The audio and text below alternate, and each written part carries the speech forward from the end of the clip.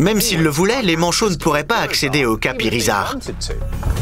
La banquise côtière, un terme qui désigne de grandes et solides calottes glaciaires collées au rivage, les empêche d'accéder aux plages. Et ce n'est pas le seul obstacle. Le littoral est aussi bordé d'inquiétantes falaises par endroits. Interloqués par leur découverte et désireux de comprendre, les chercheurs explorent un périmètre plus large et tombent très vite sur un spectacle macabre.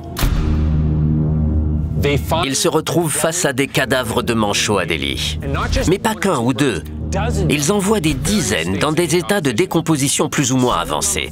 Certains sont momifiés, ce qui impliquerait un décès très ancien. Les scientifiques se servent alors de leurs compétences en paléontologie pour exhumer les nids. Ils sont tous à des emplacements secs, poussiéreux et sur ce qu'on appelle un sol aviaire, c'est-à-dire un sol riche en carbone, en azote et en phosphore, du fait de la présence des oiseaux. Les écosystèmes polaires sont très connus pour être pauvres en nutriments. Les colonies d'oiseaux aident à remédier à cette carence en ajoutant à la terre des matières organiques comme leurs guano, leurs plumes, leurs coquilles d'œufs et leurs cadavres. Malgré leurs 12 cm de profondeur seulement, les nids de manchots contiennent différentes matières organiques, dont des os, des fragments de coquilles, des lambeaux de peau, des plumes, du guano, ainsi que des restes de leur proie, principalement des arêtes de poisson. Ces matières organiques sont analysées en laboratoire.